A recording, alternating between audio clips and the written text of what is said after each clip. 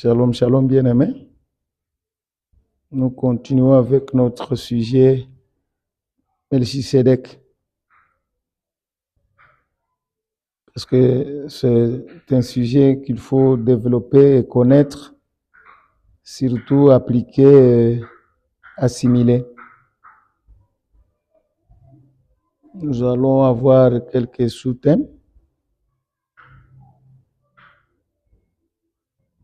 Nous sommes en Hébreu toujours, chapitre 7, verset 3.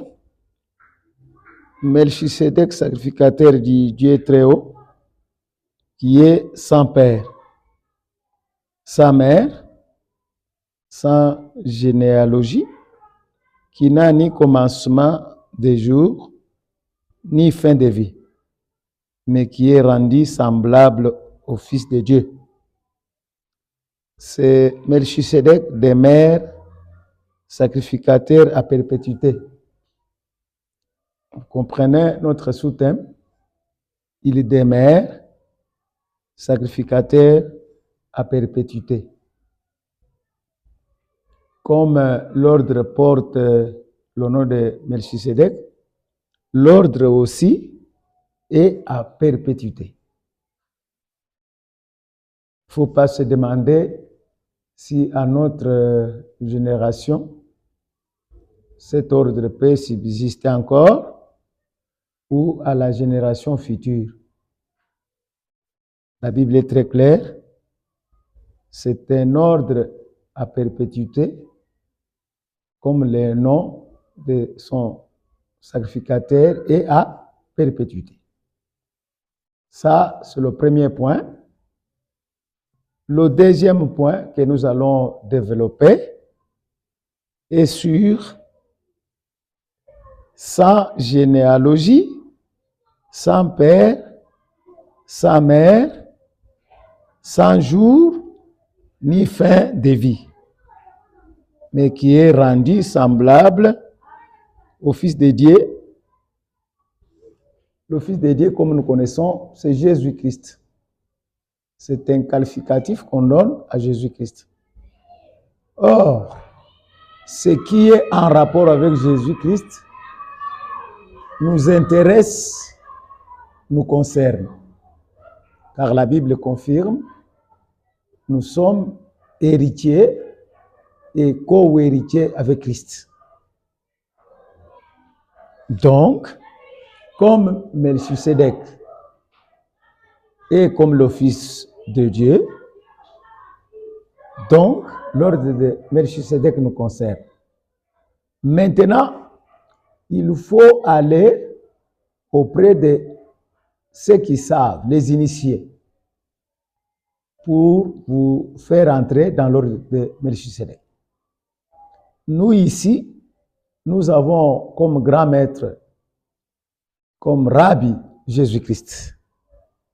Aujourd'hui, nous allons essayer de voir quand et comment Jésus-Christ nous intéresse à l'ordre de Melchisedec. Parce que lui-même est intéressé. On dit que Melchisedec est semblable au Fils de Dieu. Or, ce qui est en rapport avec le Fils de Dieu nous concerne aussi. Comme nous venons d'expliquer que nous sommes héritiers et co-héritiers avec Christ. Maintenant, nous attaquons. Quand est-ce que Jésus-Christ nous a initiés à l'ordre de Melchisedec? C'est très important parce que c'est une révélation, comme nous savons que c'est le langage spirituel de Dieu. Nous lisons, parce que nous prenons tout dans le livre de Dieu, qui est Sainte Écriture. Luc, chapitre 14, versets 25 à 27. Des grandes foules faisaient route avec Jésus. Il se tourna et leur dit. Là, c'est verset 25. Vous voyez bien, hein? Des grandes foules, si vous lisez bien attentivement. Qui sont des grandes foules? Son nombre de combien? Nous ne pouvons pas connaître les nombres. Mais des grandes foules, ce sont toutes les églises chrétiennes du monde. Nous faisons ensemble route avec Christ, comme nous avons déjà expliqué. Et nous sommes héritiers et co-héritiers avec Christ. Route même, c'est Jésus. Il dit dans Jean 14, verset 6, qu'il est le chemin, la vérité et la vie. Alors, faisant route avec Jésus signifie simplement, nous sommes dans la route qui porte le nom de Jésus, qui est Jésus même. Nous tous, ce qu'on dit des grandes foules. Et s'il était dit de vous poser des questions, nous n'avons pas un grand temps de nous poser des questions, mais nous essayons d'expliquer ce que le Saint-Esprit nous a dit. Écoute maintenant verset 26. Le Seigneur dit ceci, parce que nous sommes déjà sur la route qui est lui-même. Nous sommes déjà là, en tant que chrétiens et chrétiennes. Mais écoute ce que Jésus nous demande. Écoute ce que Jésus nous dit, qui peut-être peut nous dépasser, mais avec l'aide du Saint-Esprit, nous allons découvrir qu'il est en train de nous expliquer comment entrer dans l'ordre de Melchisedec. Si quelqu'un vient à moi, et s'il ne haït pas son père, sa mère, sa femme, ses enfants, ses frères, ses sœurs, et même sa propre vie, il ne peut être mon disciple. Et quiconque ne porte pas sa croix et ne me suit pas, il ne peut être mon disciple. Comment? Et pourquoi le Seigneur Jésus a parlé sur ça? Pourquoi il a parlé? Si vous n'êtes pas initié par Jésus, si vous n'êtes pas disciple de Jésus, si vous n'avez pas le Saint-Esprit, vous ne pouvez pas comprendre. Donc ici, Jésus-Christ est en train de nous initier comment entrer dans l'ordre de Melchisedec. Comme nous avions lu en Hébreux chapitre 7, il est dit que il n'a pas un père, pas une mère, pas des enfants, pas, voilà. Donc vous voyez, nous mettons en exergue l'initiation de Jésus-Christ pour entrer dans l'ordre de Melchisedec. Qui peut accepter de telles paroles? Car dans la Bible, nous savons que quand notre Seigneur veut nous initier dans sa doctrine, dans sa parole, les gens qui vivaient à son époque disaient qui peut entrer alors dans les royaumes? Qui peut supporter cette parole? Donc c'est ça. Alors il faut connaître, il faut être un vrai disciple de Jésus pour comprendre le langage spirituel de Dieu. Sinon, vous allez taper à côté, vous allez interpréter de votre manière humaine. Au moment où le Seigneur a un enseignement qu'il veut amener à nous. Un enseignement qu'il veut amener à nous. Et ici, dans le cas d'espèce, il veut nous amener dans l'ordre de Melchisedec. Mais si vous ne savez pas, vous allez vous demander, vous allez vous poser des questions, beaucoup de questions même. Vous allez dire, comment on peut haïr son père? Comment on peut haïr sa mère? Comment on peut même haïr ses propres enfants? Mais oui, parce que vous ne comprenez pas. Mais pour le moment, vous qui êtes en train de me suivre, je crois que vous êtes en train de suivre l'enseignement et au même moment, vous êtes en train d'apprendre l'ordre de Melchisedec à partir de Jésus. Parce que Jésus lui-même, la Bible dit qu'il n'avait pour père que Dieu. Là, nous savons, personne ne peut douter ici, là, nous savons, nous, chrétiens et chrétiennes du monde, nous savons. Et à un moment, il a même dit, comme pour dire que dénigrer dans la langue française, même sa propre mère. Il dit femme, voyez-vous, qu'y a-t-il entre moi et vous? Je suis venu pour faire la volonté de mon père. Son père était qui? Dieu. C'est pourquoi on dit que Jésus-Christ est semblable à Melchisedec. Et ce qui se ressemble, s'assemble. Voyez-vous, nous, chrétiens, ensemble avec vous et moi, croyons que la Bible confirme que Jésus est en train, où il est aussi, comme Melchisedec. Or, comme nous avons expliqué, ce qui est semblable s'assemble. Nous aussi, moi et vous, aujourd'hui, quand nous écoutons ça, nous disons Amen, nous croyons, au même moment, nous sommes initiés à l'ordre de Melchisedec. Et quand nous sommes initiés à l'ordre de Melchisedec, au même moment, nous entrons. C'est pourquoi le Seigneur nous adresse ça. C'est un enseignement. Il dit, un enseignement pour tous les chrétiens, pour toutes les églises chrétiennes du monde, je confirme. Lisez bien le verset 25. Dit des grandes foules. Des grandes foules. C'est-à-dire toutes les églises chrétiennes. Nous sommes concernés. Mais il faut chercher quelqu'un qui est initié par Jésus.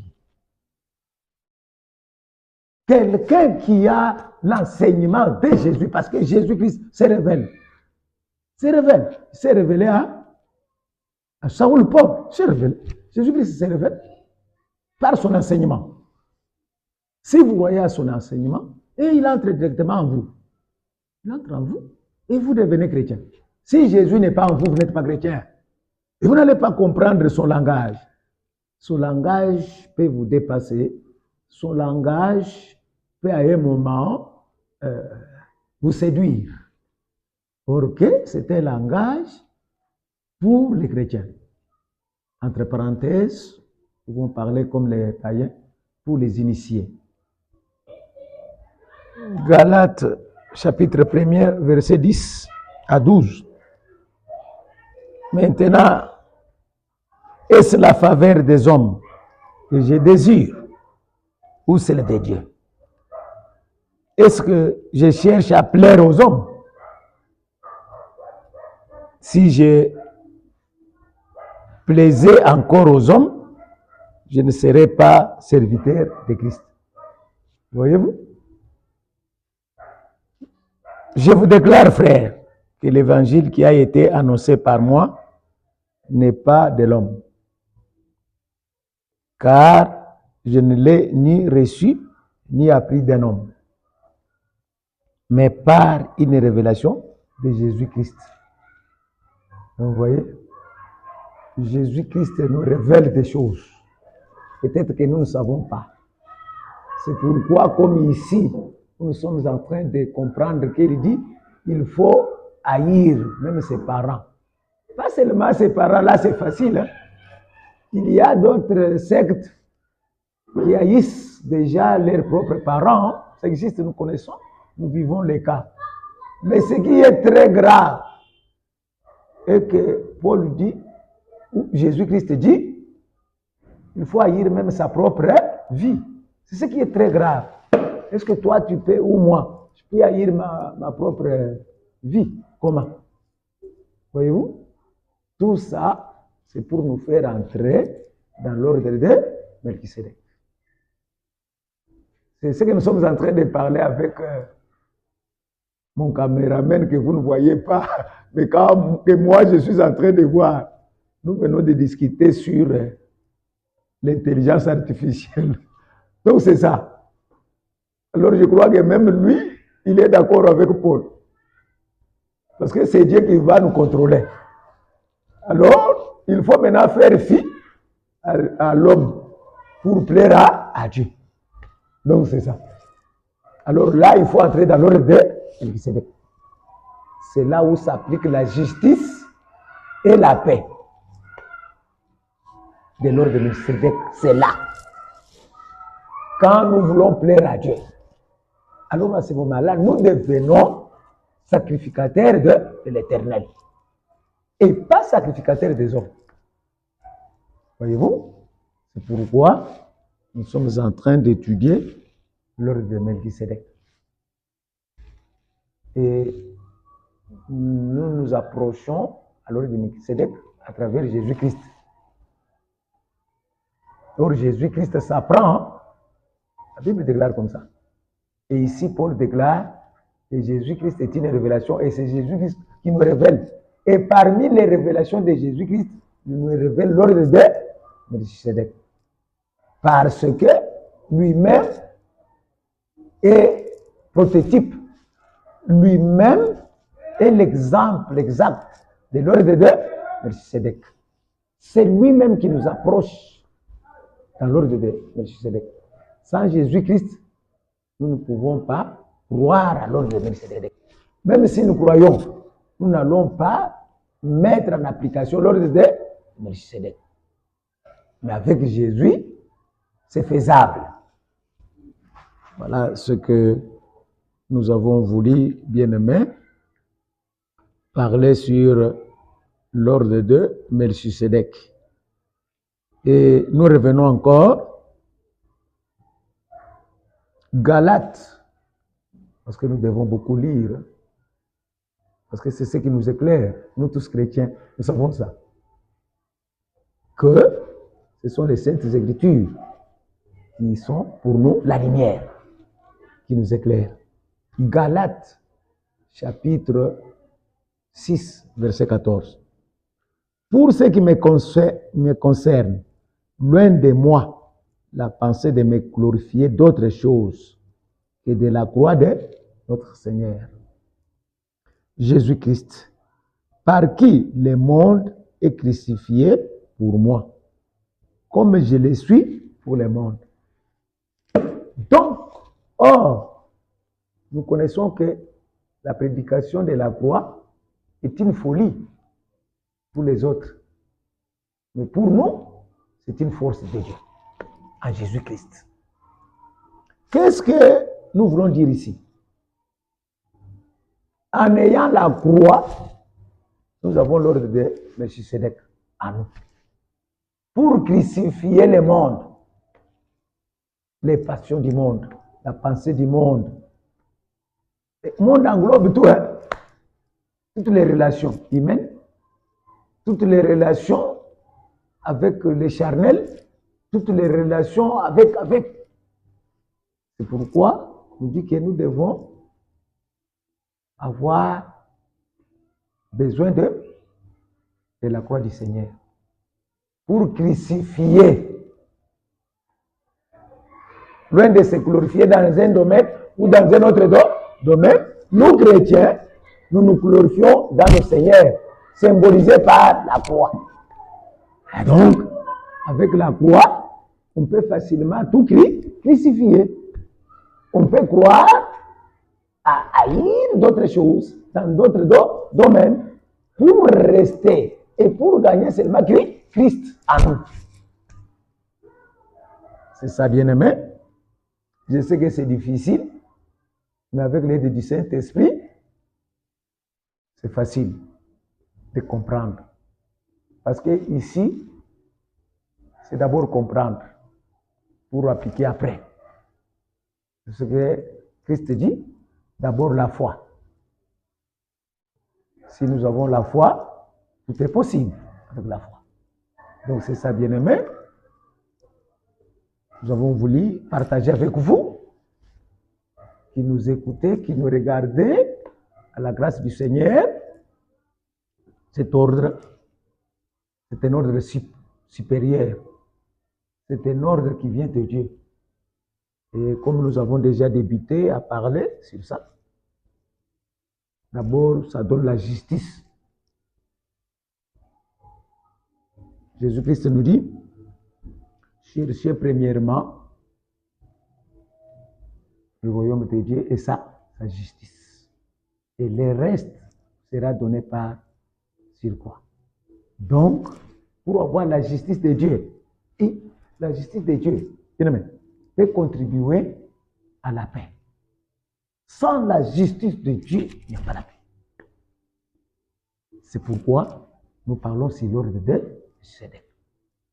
Et la Bible précise que la signification de ces noms signifie roi de paix et de justice. Or, les deux réalités, justice et paix, sont très difficiles dans le monde actuel. Surtout dans notre pays ici. Pour ne pas citer d'autres exemples. Très difficile. S'il n'y a pas la paix, c'est parce qu'il n'y a pas la justice. C'est pourquoi nous recourons. J'ai toujours dit, ensemble avec le Saint-Esprit à moi, que pour développer nos pays sous-développés ici, il faut avoir une culture. Les pays développés ont une culture pour se développer. Avaient besoin d'une culture. Je ne sais pas si je me fais bien entendre. Nous aussi, quand nous sommes encore comme ça, nous devons chercher une culture. Et une culture pour nous, c'est une culture chrétienne. C'est une culture qui vient de Dieu. Et si ça vient de Dieu, c'est par réalité divine. Et parmi les réalités divines, nous avons l'ordre de Melchisédek pour nous donner la justice de Dieu qui nous donnera la paix dans le monde. C'est ce que nous avons voulu partager avec vous. Avec la grâce de Dieu, vous pouvez nous appeler sur l'adresse. Nous pouvons venir auprès de vous, faire des conférences, parce que je sais qu'il y a beaucoup de choses à dire là-dessus, des choses difficiles à expliquer. Comme Paul dit toujours en hébreu ici, chapitre 5, versets 9 à 12, de ce qui concerne Christ, comme l'ordre de Melchisédek. Il y a beaucoup de choses, des choses difficiles à expliquer. Hein? Donc, il ne faut pas seulement se limiter sur quelques minutes que nous venons de parler, mais selon les moyens, parce que notre frère Paul dit, selon les moyens, on peut nous inviter, nous pouvons aller tenir des conférences, parce que nous sommes maîtres des conférences. Ce que nous venons de parler, c'est en bref. Mais pour développer, il faut avoir aussi du temps. Il faut avoir aussi l'espace. Il faut avoir aussi l'endroit. Il faut avoir l'auditoire. Il faut s'adresser à nos frères et à nos sœurs. Shalom, shalom. Que Dieu vous bénisse.